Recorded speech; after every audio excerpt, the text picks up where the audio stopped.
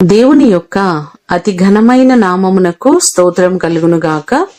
ఈ ఉదయకాలము మీకందరికీ వందనములు తెలియజేస్తున్నాను. ఈ దినము మిమ్ములను బలపరచు దేవుని మాట, నిత్యమైన కృపతో నీకు వాత్సల్యము చూపుదును. యెషయా గ్రంథము 54వ అధ్యాయము 8వ వచనం. నిరంతరమైనటువంటి కరుణను, కృపను చూపే దేవుడు ఆయన మన ఎడల దయ చూపిస్తున్నారు కనుకనే ఇంకనూ మనము క్షేమస్థితిని కలిగి ఉన్నాము.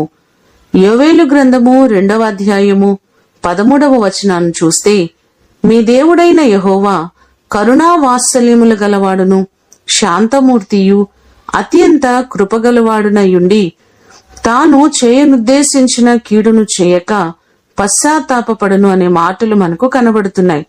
మనము మంచివారము కాకపోయినా, యోగ్యులము కాకపోయినా ఆయన తన కనికరము చొప్పున, కృప చొప్పున వాత్సల్యము చూపుతున్నారు. ఆయన వాత్సల్యమును మనము దూరము చేసుకొనక దేవుని సన్నిధిలో నమ్మకంగా ఉండి దేవుని ద్వారా మెండైన దీవెనలు మనము పొందుకొందుముగాక. ప్రార్థన చేసుకుందాం.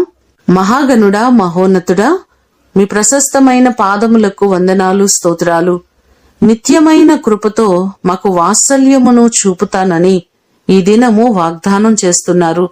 ఎన్నో మారులు మేము నీ సన్నిధిలో తప్పిపోవచ్చున్నామయ్యా. దయచేసి మమ్మలను క్షమించండి, మా అపరాధములను మీరు మన్నించండి ప్రభువా. మేము నీ సన్నిధిలో నమ్మకస్తులుగా, నమ్మకమైన ప్రార్థనా జీవితాలు కలిగి ఉండినట్లుగా సహాయము చేయండి. ఈ దినమంతా కూడా నీ సన్నిధి, నీ కృప మా ప్రియులెల్లరికీ మీరు అనుగ్రహించండి. నీ వాత్సల్యము చొప్పున ప్రతి వారిని మీరు జ్ఞాపకం చేసుకొని ప్రతి వ్యక్తిని మీరు దీవించండి. కరుణను, మీ కృపను ప్రతి వారికి మెండుగా మీరు అనుగ్రహించమని యేసు అతి ఘనమైన నామమున అడిగి వేడుకొని పొందియున్నాము తండ్రి. ఆమేన్. దేవుడు మిమ్ములను దీవించునుగాక.